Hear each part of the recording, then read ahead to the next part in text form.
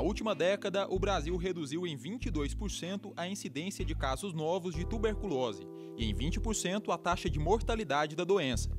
Apesar dos números favoráveis, quase 5.000 brasileiros morrem todos os anos vítimas da infecção, o que sinaliza a necessidade de se alcançar métodos mais efetivos para prevenir, diagnosticar e tratar a doença. Tuberculose é o tema de hoje do Viver Ciência. A tuberculose é uma infecção causada por uma bactéria transmitida através das vias aéreas. A pessoa com tuberculose espelha ao falar, espirrar ou tossir pequenas gotas de saliva com agente infeccioso, que pode contaminar os indivíduos presentes no ambiente. A bactéria ela infecta as células, principalmente do pulmão, e progressivamente vai destruindo esses tecidos, esses órgãos, levando à disfunção, a perda da função desses órgãos. Pode se disseminar por outros órgãos além do pulmão e levando a doença grave, A pessoa pode ter tosse, pode ter febre, pode ter perda de peso e nos casos mais graves a pessoa pode vir até a falecer. A tuberculose é considerada pela medicina uma doença de cunho social. Isso porque os grupos mais suscetíveis à doença são de baixa renda e vivem em condições precárias de moradia. As pessoas vivem aglomeradas em um espaço pequeno, as residências não têm janelas, não tem circulação de ar, então tudo isso favorece que a pessoa também adquira a tuberculose. Um outro grupo, num momento muito importante, talvez o grupo mais suscetível para ter tuberculose, são as pessoas que vivem com o HIV, com o vírus da AIDS. As pessoas que têm o vírus do HIV ou têm a AIDS propriamente dita são muito suscetíveis a adquirir e desenvolver tuberculose. De um modo geral, se você tem alguma doença, alguma condição que afete as suas defesas, você é mais suscetível a adquirir e desenvolver tuberculose. A prevenção à tuberculose não é simples e está diretamente relacionada à melhoria das condições de vida e de moradia da população. Prova disso é que os países desenvolvidos conseguiram reduzir a incidência da doença, mesmo sem vacina ou tratamento efetivo. Do ponto de vista individual, a prevenção é feita através da vacina BCG, ministrada aos recém-nascidos. Então essa vacina protege a criança de ter tuberculose. O adulto, a vacina não funciona adequadamente, então a vacina funciona bem para proteger as crianças. O adulto, a principal forma de prevenção, na realidade, é diagnosticar todo mundo que tem tuberculose e tratar. Porque se você diagnostica, trata e cura as pessoas com tuberculose, você interrompe essa cadeia de transmissão.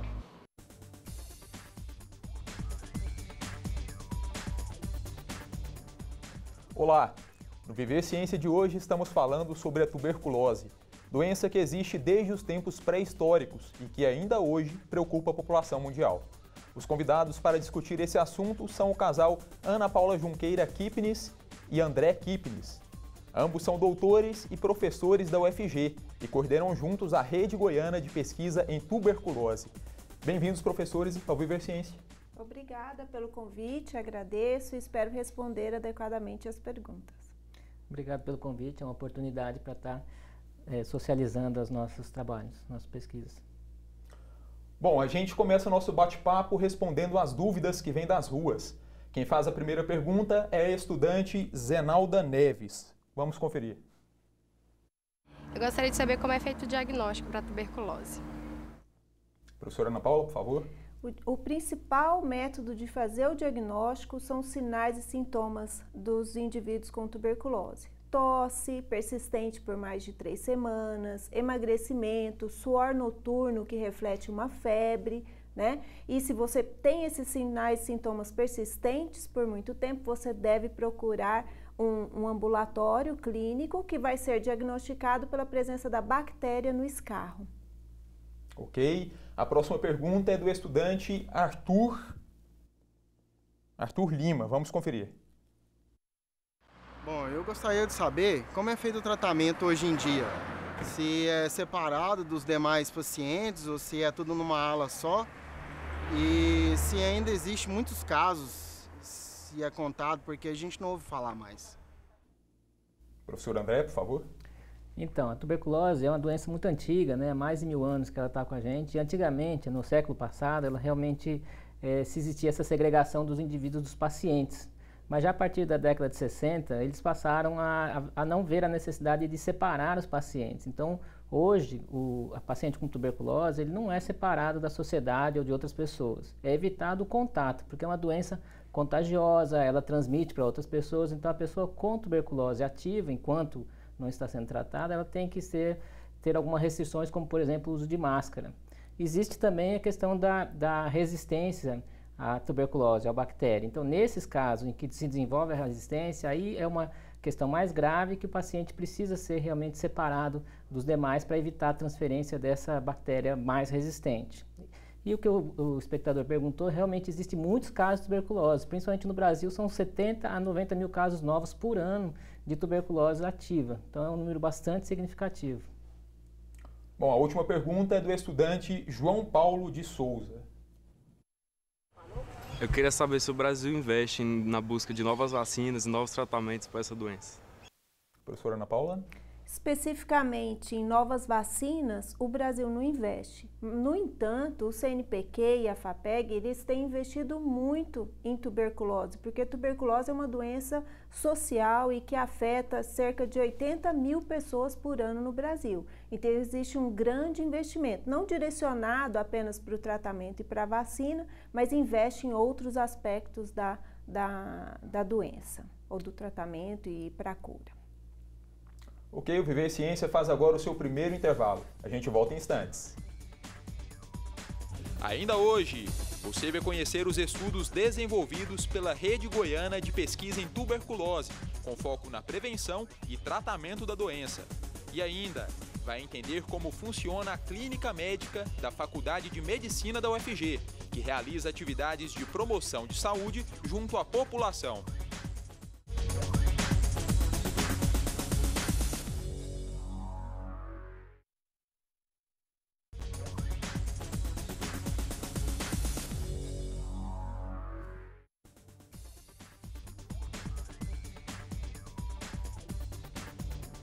Estamos de volta com Viver Ciência. O assunto do programa de hoje é tuberculose. Nossos convidados são os pesquisadores Ana Paula Junqueira e André Kipnis. A Rede Goiana de Pesquisa em Tuberculose busca desenvolver novas formas de tratamento e prevenção da doença.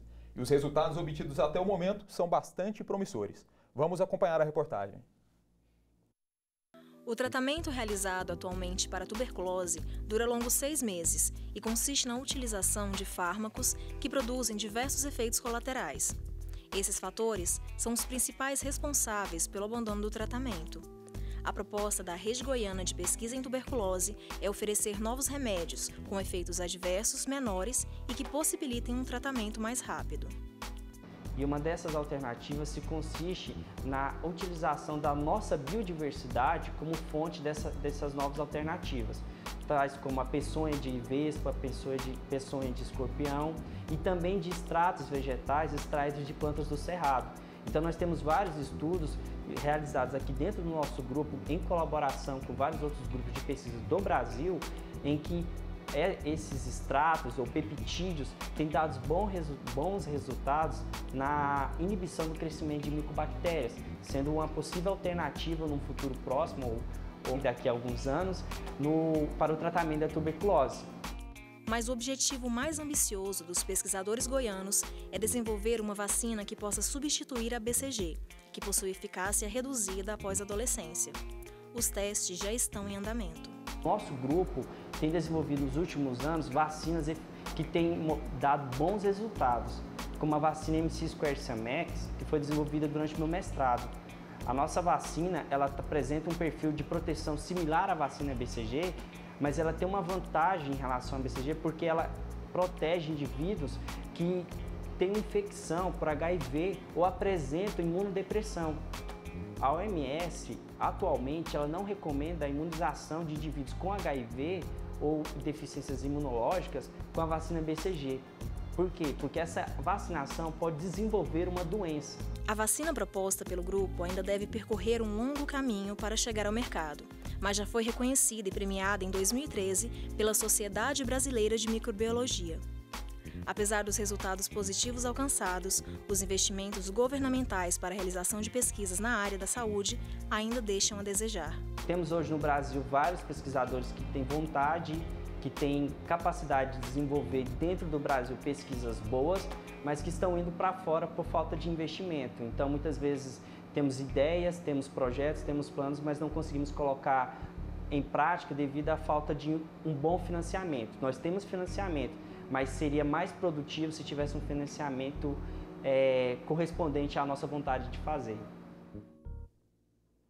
Professora Ana Paula, fala um pouco para a gente sobre a Rede Goiana de Pesquisa em Tuberculose. Quem são os pesquisadores que fazem parte? Como são financiadas as pesquisas?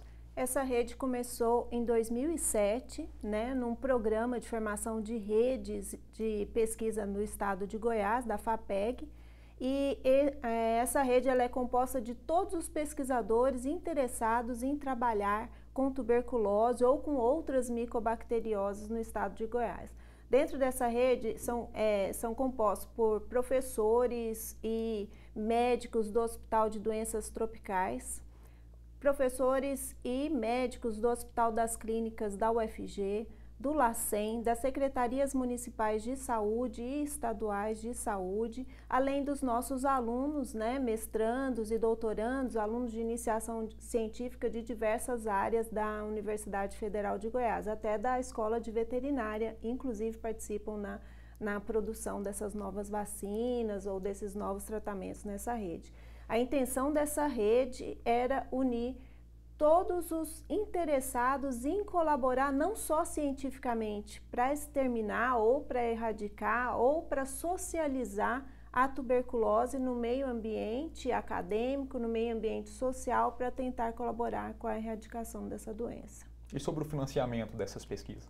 Nós tivemos muita sorte, porque nós sempre fomos financiados para todas as propostas que nós submetemos aos comitês do CNPq, aos comitês do Ministério da Ciência e Tecnologia e da FAPEG. Nós tivemos os nossos financiamentos e eles foram suficientes para a produção dos artigos que nós temos agora. E nós pretendemos que o Brasil continue, né, nos apoiando e apoiando toda a pesquisa no Brasil. Nós estamos agora nesse ano, num ano de recessão e que parece que para a ciência nós temos um ano negro à nossa frente, mas espero que os projetos aprovados sejam pagos. Por exemplo, eu tenho um projeto aprovado de R$500 mil que em 2012, final de 2013, nós já estamos em 2015 que eu não recebi ainda. Então, mas com certeza existe financiamento, eles são aprovados e nós precisamos só ter o dinheiro na mão para trabalhar. A gente viu na reportagem que vocês estão desenvolvendo uma vacina para servir como alternativa à BCG. Essa vacina ela é eficaz para proteger a população adulta? E existe previsão de quando essa vacina vai chegar até o paciente, até o mercado? Então, essa vacina ela tem a intenção não de substituir a BCG, mas de ser um reforço vacinal. Ela vai resgatar a imunidade protetora que a BCG induziu para aquelas crianças que foram vacinadas, vai resgatar no adulto. Essa vacina ela ainda está sendo testada e formulada na sua 4ª fase em animais de laboratório. A próxima etapa tem que ir para primatas não humanos ou então o porquinho da Índia que tem a lesão ou o acometimento da tuberculose muito semelhante ao humano. E isso vai ser feito fora do Brasil, né? Nós vamos tentar fazer o teste com primatas não humanos no Instituto Butantan e assim, nós temos uma previsão de que em mais ou menos 3 anos ela esteja no mercado. Por que essa rapidez? Porque nós fizemos uma formulação usando um adjuvante que já foi testado em humanos e que tem baixo efeito colateral. Então, como a gente já está numa formulação que tem grandes chances de não ter efeito colateral, se ela funcionar nessa combinação que nós fizemos, se ela manter a mesma eficácia protetora que nós já vimos nos experimentos anteriores e nos artigos publicados anteriormente, nós temos grandes chances de ter um produto no mercado em 3 anos. Professor André, a gente viu ali no início do programa que o número de casos de tuberculose vem caindo no Brasil. O que explica essa redução? Bom, é uma resposta complexa, porque a tuberculose no passado, até no século passado, ela se manteve em níveis constantes, né? Até a década de 80, a partir da década de 60, quando se desenvolveram os primeiros antibióticos para tratar a tuberculose, a redução foi significativa. Então, houve um marco mundial e até no Brasil em que a tuberculose começou a cair a níveis significativos. Mas na década de 80, com o surgimento da AIDS, da HIV, ela voltou a ascender e de lá para cá ela vinha se mantendo em níveis constantes novamente, difícil de serem diminuídas. No começo desse milênio, vamos dizer assim, iniciou-se várias abordagens, principalmente pela Organização Mundial de Saúde, estratégias para se tentar eliminar ou diminuir a doença. Então, o tratamento que já existia, ele foi melhorado, ele foi imposto de maneira que se fosse acompanhado para evitar a desistência do abandono do tratamento, tentar se evitar esses efeitos colaterais ou minimizá-los, né? E com isso realmente o nível de tuberculose vem caindo. Outros fatores importantes foi o diagnóstico da doença, né, foi melhor, foi mais eficiente, conseguiram se diagnosticar os casos que não eram diagnosticados, então eram pacientes que começavam a transmitir mais as doenças. E tem outros fatores que não necessariamente foi diretamente ligado ao paciente, ao tratamento da doença, mas que foram os fatores sociais que, como já foi dito, está muito ligado à doença. Então, a melhora na qualidade de vida, a melhora ao acesso à assistência de saúde, o tabagismo é um outro fator que está associado à tuberculose. Então, ao se fazerem programas para eliminar o tabagismo indiretamente, também se diminui os níveis de tuberculose. Então, são uma série de fatores hoje que têm que ser implementados mais eficientemente para conseguir estar sempre melhorando e diminuindo esses níveis de tuberculose, de incidência no mundo e no Brasil também. Bom, o Viver Ciência faz agora mais uma pausa. No próximo bloco a gente vai te mostrar como funciona a clínica médica da Faculdade de Medicina da UFG, que orienta a população sobre doenças como a tuberculose. A gente volta em 2 minutos.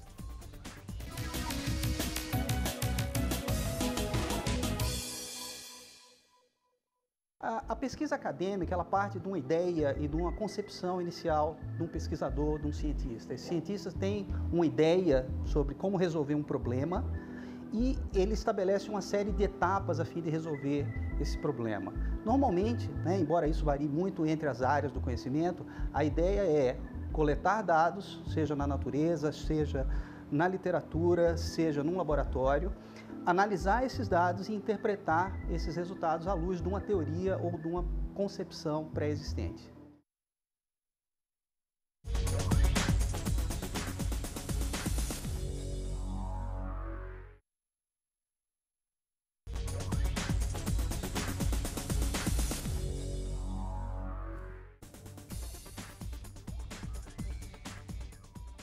O Viver Ciência está de volta para seu terceiro e último bloco. No programa de hoje estamos falando sobre tuberculose. Você vai conhecer agora o funcionamento da clínica médica da Faculdade de Medicina da UFG. O departamento presta assistência aos pacientes do Hospital das Clínicas de Goiânia, realiza a formação dos médicos da UFG e atua junto à comunidade na promoção de saúde, com orientações sobre doenças como a tuberculose.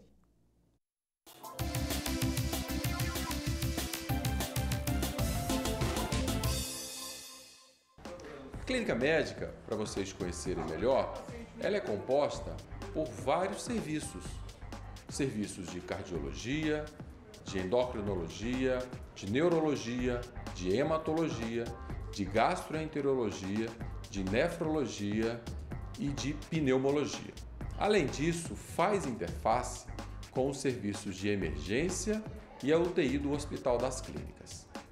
Dessa forma, o departamento de clínica médica atua na assistência aos pacientes do Hospital das Clínicas e na parte acadêmica, na formação dos nossos médicos da Universidade Federal de Goiás.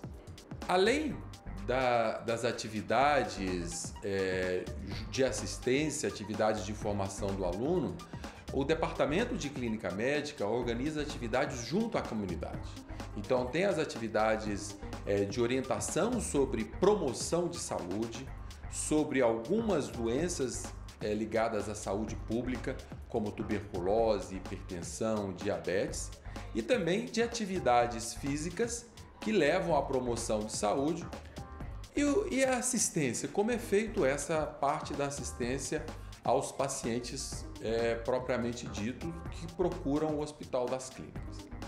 Como nós trabalhamos num departamento onde a maioria dos profissionais são especialistas, então essa assistência é feita de uma forma secundária, ou seja, através de um encaminhamento.